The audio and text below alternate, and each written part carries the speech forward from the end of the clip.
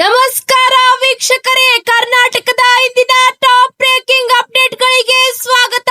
ಸದ್ಯಕ್ಕೆ ಕರ್ನಾಟಕದಲ್ಲಿ ಸಿಎಂ ಬದಲಾವಣೆ ಇಲ್ಲ, ಗ್ಯಾಸ್ ಸಿಲಿಂಡರ್ ಬೆಲೆ ಏರಿಕೆಯ ಜೊತೆಗೆ ಹೊಸ ನಿಯಮ ಜಾರಿ. ಗೃಹ ಲಕ್ಷ್ಮಿ ಯೋಜನೆಯ ಹಣದ ಕುರಿತು ಬಿಗ್ ಅಪ್ಡೇಟ್.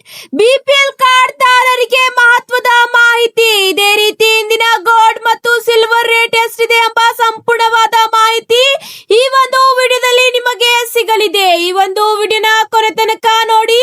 ಮಾಹಿತಿ ಇಷ್ಟವಾದಲ್ಲಿ ಲೈಕ್ ಮತ್ತು ಶೇರ್ ಮಾಡಿಕೊಳ್ಳಿ. ನೀವು ಇನ್ನೂ ಕೂಡ ನಮ್ಮ ಚಾನೆಲ್ ನ ಸಬ್ಸ್ಕ್ರೈಬ್ ಮಾಡಿಲ್ಲ ಅಂದ್ರೆ ಈ ಕೂಡಲೇ ಸಬ್ಸ್ಕ್ರೈಬ್ ಮಾಡಿಕೊಳ್ಳಿ. ಹಾಗಾದ್ರೆ ಬನ್ನಿ ವೀಕ್ಷಕರೇ, ಮೊದಲನೆಯ ಒಂದು ಟಾಪ್ ಬ್ರೇಕಿಂಗ್ ಸುದ್ದಿ ಏನಂದು ನೋಡೋಣ. ರಾಜ್ಯದಲ್ಲಿ ನಾಯಕತ್ವ ಬದಲಾವಣೆ ಕುರಿತು ನಡೆಯುತ್ತಿರುವ ಊಹಾಪೋಹಗಳ ನಡುವೆ ಎಐಸಿಸಿ ಅಧ್ಯಕ್ಷ ಮಲ್ಲಿಕಾರ್ಜುನ್ ಖರ್ಗೆ ಅವರು ಇಂದು ಮಹತ್ವದ ಹೇಳಿಕೆ ನೀಡಿದ್ದಾರೆ. ಸದ್ಯಕ್ಕೆ ಮುಖ್ಯಮಂತ್ರಿಯನ್ನು ಬದಲಾಯಿಸುವ ಯಾವುದೇ ಯೋಜನೆ ಇಲ್ಲ ಎಂದು ಸ್ಪಷ್ಟಪಡಿಸಿರುವ ಅವರು ಈ ಸಮಸ್ಯೆಯನ್ನು ಶೀಘ್ರದಲ್ಲೇ ಬಗೆಹರಿಸಲಾಗುವುದು ಎಂಬ ಸುಳಿವು ಕೂಡ ನೀಡಿದ್ದಾರೆ. ಹೌದು ವೀಕ್ಷಕರೇ, ರಾಜ್ಯದಲ್ಲಿ ಕಾಂಗ್ರೆಸ್ ಸರ್ಕಾರವು 2025ರ ನವೆಂಬರ್ 20ರಂದು ತನ್ನ 5 ವರ್ಷಗಳ ಅಧಿಕಾರ ಅವಧಿ ಅರ್ಧ ಭಾಗವನ್ನು ಪೂರ್ಣಗೊಳಿಸಿದೆ. ಇದರಿಂದಾಗಿ ಅಧಿಕಾರದ ಹಂಚಿಕೆ ಕುರಿತು ಚರ್ಚೆಗಳು ತೀವ್ರಗೊಂಡಿವೆ. ಹೌದು ವೀಕ್ಷಕರೇ, ಒಂದು ವೇಳೆ ಯಾವುದೇ ಬದಲಾವಣೆ ಮಾಡಲು ನಿರ್ಧರಿಸಿದರೆ ಅದಕ್ಕೆ ಸ್ವಲ್ಪ ಸಮಯ ಬೇಕಾಗುತ್ತದೆ ಎಂದು ಮಲ್ಲಿಕಾರ್ಜುನ್ ಖರ್ಗೆ ಅವರು ಸ್ಪಷ್ಟಿಸಿದ್ದಾರೆ. ಗೃಹ ಸಚಿವ ಜಿ ಪರಮೇಶ್ವರ್ ಅವರು ಖರ್ಗೆ ಅವರಿಗೆ ಮುಖ್ಯಮಂತ್ರಿಯಾಗಬಹುದು ಎಂಬ ನೀಡಿದ ಹೇಳಿಕೆಗೆ ಪ್ರತಿಕ್ರಿಯಿಸಿರುವ ಖರ್ಗೆ ಅವರು ಸೋನಿಯಾ ಗಾಂಧಿ ಅವರು ತೆಗೆದುಕೊಳ್ಳುವ ನಿರ್ಧಾರವೇ ಅಂತಿಮ ನಿರ್ಧಾರ ಎಂದು ತಿಳಿಸಿದ್ದಾರೆ. ಸದ್ಯಕ್ಕೆ ಮುಖ್ಯಮಂತ್ರಿ ಹುದ್ದೆಯ ಬದಲಾವಣೆ ಕುರಿತು ಯಾವುದೇ ಪ್ರಶ್ನೆ ಉದ್ಭವಿಸುವುದಿಲ್ಲ ಮತ್ತು ರಾಜ್ಯದಲ್ಲಿ ಈಗಾಗಲೇ ಒಬ್ಬ ಮುಖ್ಯಮಂತ್ರಿ ಇದ್ದಾರೆ ಎಂಬ ಮಾಹಿತಿಯನ್ನು ತಿಳಿಸಿದ್ದಾರೆ.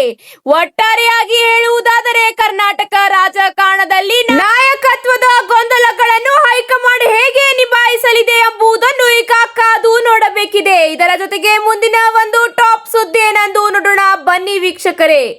ಗ್ಯಾಸ್ ದಾರರಿಗೆ ಪ್ರಮುಖ ಅಪ್ಡೇಟ್. ಚುನಾವಣಾ ಪ್ರಕ್ರಿಯೆಗಳ ನಡುವೆ ಸಾರ್ವಜನಿಕರಿಗೆ ಬೆಲೆಯ ಏರಿಕೆ ಬಿಸಿ ತಟ್ಟಿದೆ. ಇಂದಿನಿಂದ ಜಾರಿ ಬರುವಂತೆ ವಾಣಿಜ್ಯ ಬಳಕೆಯ ಎಲ್ಪಿಜಿ ಸಿಲಿಂಡರ್ ಬೆಲೆಯಲ್ಲಿ ಬರೋಬ್ಬರಿ 993 ರೂಪಾಯಿ ಏರಿಕೆ ಮಾಡಲಾಗಿದ್ದು ವ್ಯಾಪಾರಸ್ಥರಿಗೆ ದೊಡ್ಡ ಹೊಡೆತ ಬಿದ್ದಿದೆ.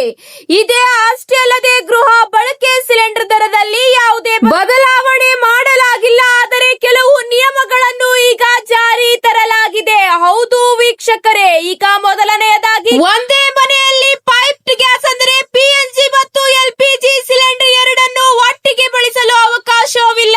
ಈಗಾಗಲೇ 2 ಕನೆಕ್ಷನ್ ಹೊಂದಿರುವವರು ಯಾವುದಾದರೂ ಒಂದನ್ನು ಬಿಟ್ಟು ಕೊಡಬೇಕಾಗುತ್ತದೆ. ಇಲ್ಲದಿದ್ದರೆ ಸರ್ಕಾರವೇ ಕನೆಕ್ಷನ್ ರದ್ದುಗೊಳಿಸಲು ಈಗ ಮುಂದಾಗಿದೆ. ಹೌದು, ಇದು ಮೊದಲನೆಯ ನಿಯಮವಾಗಿದೆ. ಎರಡನೆಯದಾಗಿ ಉಜ್ವಲ ಯೋಜನೆಯ ಫಲಾನುಭವಿಗಳಿಗೆ ಈ ಕೆವೈಸಿ ಕಡ್ಡಾಯಗೊಳಿಸಲಾಗಿದೆ. ಈ ಕೆವೈಸಿ ಇಲ್ಲ ಅಂದರೆ ಸಬ್ಸಿಡಿ ಹಣ ಕೂಡ ಸ್ಥಗಿತಗೊಳಿಸಲಾಗುವ ಮಾಹಿತಿ ಈಗ ತಿಳಿಸಿದೆ. ಇದರ ಜೊತೆಗೆ ಗ್ಯಾಸ್ ಸಿಲಿಂಡರ್ಗಳ ಕಾಳಸಂತೆ ತಡೆಯಲು ಬುಕ್ಕಿಂಗ್ ನಡುವೆ ಸಮಯದ ಮಿತಿಯನ್ನು ಹೇರಲಾಗಿದೆ.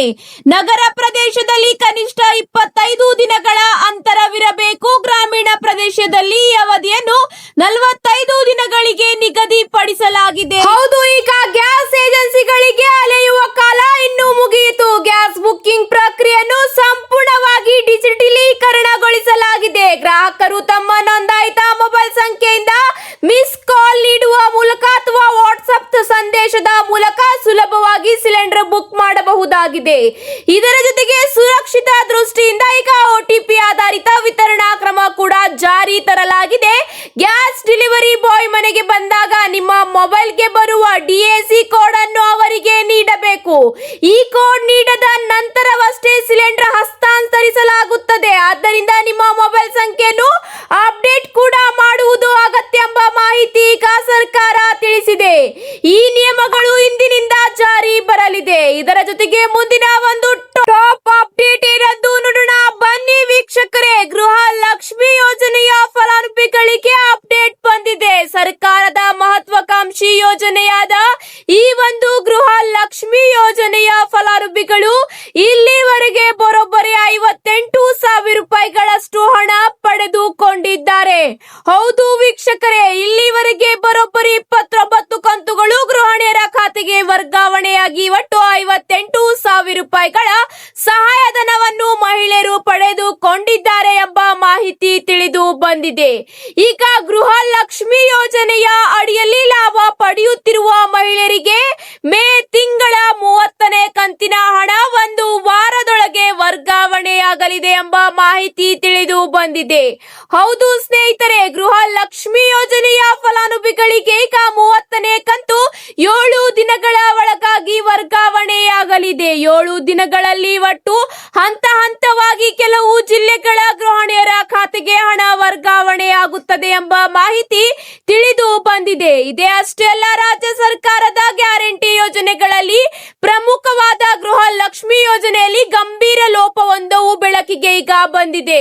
ಹೌದು, ಕೆಲವು ಜಿಲ್ಲೆಗಳಲ್ಲಿ 1000ಕ್ಕೂ ಹೆಚ್ಚು ಮೃತಪಟ್ಟ ಫಲಾನುಭವಿಗಳ ಬ್ಯಾಂಕ್ ಖಾತೆಗಳಿಗೆ ಹಣ ಜಮೆಯಾಗಿರುವುದು ಪರಿಶೀಲನೆಯಲ್ಲಿ ಈಗ ಪತ್ತೆಯಾಗಿದೆ.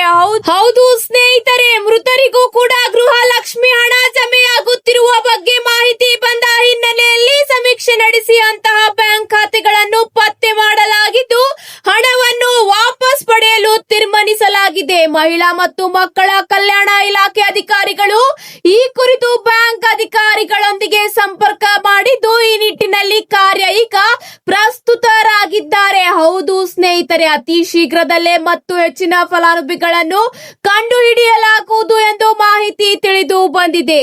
ಇದರ ಜೊತೆಗೆ ಬಿಪಿಎಲ್ ಕಾರ್ಡ್ದಾರರಿಗೆ ಇದೀಗ ಬಂದ ಅಪ್ಡೇಟ್ ಏನೆಂದು ನೋಡೋಣ ಬನ್ನಿ ವೀಕ್ಷಕರೇ. ರಾಜ್ಯ ಸರ್ಕಾರ ಈಗ ನಕಲಿ ಮತ್ತು ಅನರ್ಹ ಬಿಪಿಎಲ್ ಕಾರ್ಡ್ಗಳನ್ನು ರದ್ದು ಮಾಡುವ ದೊಡ್ಡ ಡ್ರೈವ್ ನಡೆಸುತ್ತಿದೆ. ಸಾವಿರಾರು ಕಾರ್ಡ್ಗಳು ಈಗಾಗಲೇ ರದ್ದಾಗಿವೆ. ಆದಾಯ, ಜಮೀನು, ವಾಹನ, ಜಿಎಸ್ಟಿ ಮತ್ತು ಪ್ಯಾನ್ ಮಾಹಿತಿ ಆಧಾರದಲ್ಲಿ ಪರಿಶೀಲನೆ ನಡೆಸಲಾಗುತ್ತಿದೆ.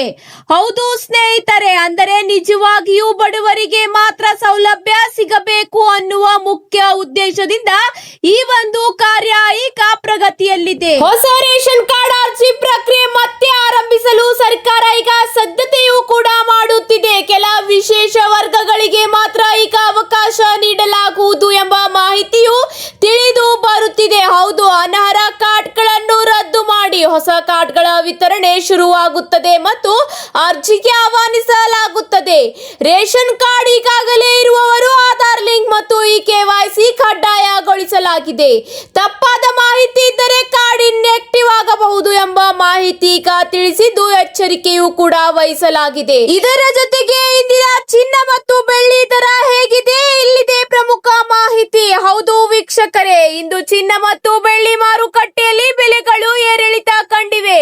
ಹೂಡಿಕೆದಾರರು ಮತ್ತು ಆಭರಣ ಪ್ರಿಯರು ಪ್ರತಿದಿನ ಮಾರುಕಟ್ಟೆಯತ್ತ ಕಣ್ಣಿಟ್ಟಿರುತ್ತಾರೆ. ಅಂತಾರಾಷ್ಟ್ರೀಯ ಮಾರುಕಟ್ಟೆಯಲ್ಲಿನ ಬೆಳವಣಿಗೆಗಳು, ಡಾಲರ್ ಮೌಲ್ಯ ಮತ್ತು ಎಂಸಿಎಕ್ಸ್ ವಹಿವಾಟುಗಳು ಚಿನ್ನದ ದರದ ಮೇಲೆ ನೇರ ಪರಿಣಾಮ ಬೀರುತ್ತಿವೆ. ಹಾಗಾದರೆ ಭಾರತದ ಪ್ರಮುಖ ನಗರಗಳಲ್ಲಿ ಇಂದಿನ ಚಿನ್ನ ಮತ್ತು ಬೆಳ್ಳಿಯ ನಿಖರ ದರ ಎಷ್ಟಿದೆ ಎಂಬುದನ್ನು ನೋಡೋಣ ಬನ್ನಿ ವೀಕ್ಷಕರೇ. ರಾಜ್ಯದ ರಾಜಧಾನಿಯಲ್ಲಿ ಆಭರಣ ಖರೀದಿಸುವ ಮುನ್ನ ಇಂದಿನ ದರವನ್ನು ಪರಿಶೀಲಿಸುವುದು ತುಂಬಾ ಮುಖ್ಯವಾಗಿದೆ.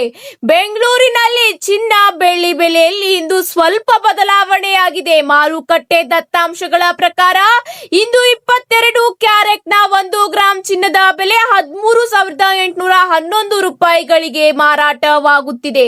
ಅದೇ ರೀತಿ 24 ಕ್ಯಾರೆಟ್ ಶುದ್ಧ ಚಿನ್ನದ ಬೆಲೆ ಪ್ರತಿ ಗ್ರಾಂಗೆ 15,067 ರೂಪಾಯಿಗಳಷ್ಟಿದೆ. ಬೆಳ್ಳಿಯ ದರ ಕೂಡ ಗಣನೀಯ ಮಟ್ಟದಲ್ಲಿದ್ದು ಪ್ರತಿ 1 ಕೆಜಿ ಬೆಳ್ಳಿಯ ಬೆಲೆ 2,50,000 ರೂಪಾಯಿಗಳಾಗಿವೆ. ಮದುವೆ ಸೀಸನ್ ಹಾಗೂ ಹಬ್ಬದ ದಿನಗಳಲ್ಲಿ ಆಭರಣಗಳಿಗೆ ಬೇಡಿಕೆ ಹೆಚ್ಚಾಗುವುದರಿಂದ ಬೆಲೆಗಳಲ್ಲಿ ಸಣ್ಣ ಪುಟ್ಟ ಏರಿಳಿತವು ಸಾಮಾನ್ಯವಾಗಿದೆ. ದೇಶದಲ್ಲಿ ವಿವಿಧ ನಗರಗಳಲ್ಲಿ ಸ್ಥಳೀಯ ತೆರಿಗೆಗಳು, ಸಾರಿಗೆ ವೆಚ್ಚ ಹಾಗೂ ಇತರೆ ಶುಲ್ಕಗಳಿಂದಾಗಿ ಚಿನ್ನದ ಬೆಲೆಯಲ್ಲಿ ವ್ಯತ್ಯಾಸವಿರುತ್ತದೆ. ಬೆಂಗಳೂರಿನಲ್ಲಿ 22 ಕ್ಯಾರೆಟ್ ಚಿನ್ನದ ಪ್ರತಿ ಗ್ರಾಂಗೆ 13,811 ರೂಪಾಯಿ ಇದ್ದರೆ ದೆಹಲಿಯಲ್ಲಿ 13,826 ರೂಪಾಯಿ ಇದೆ. ಇದೇ ರೀತಿ ಚೆನ್ನೈನಲ್ಲಿ 14,101 ರೂಪಾಯಿ ಇದ್ದರೆ ಹೈದರಾಬಾದ್ನಲ್ಲಿ 13,811 ರೂಪಾಯಿ ಆಗಿದೆ ಎಂಬ ಮಾಹಿತಿ ತಿಳಿದು ಬಂದಿದೆ.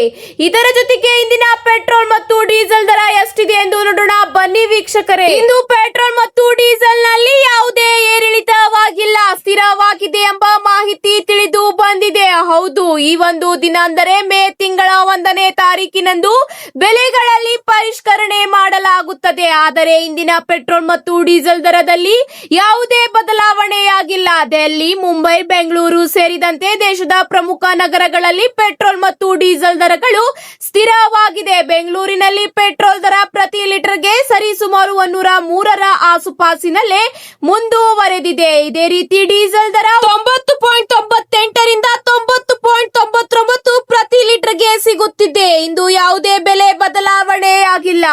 ಇವತ್ತಿಗೆ ಇಷ್ಟೇ ವೀಕ್ಷಕರೇ, ಮತ್ತೆ ಸಿಗೋಣ ಹೊಸ ಅಪ್ಡೇಟ್ ಜೊತೆಗೆ. ಮಾಹಿತಿ ಇಷ್ಟವಾದಲ್ಲಿ ಲೈಕ್ ಮತ್ತು ಶೇರ್ ಮಾಡಿಕೊಳ್ಳಿ. ಧನ್ಯವಾದಗಳು.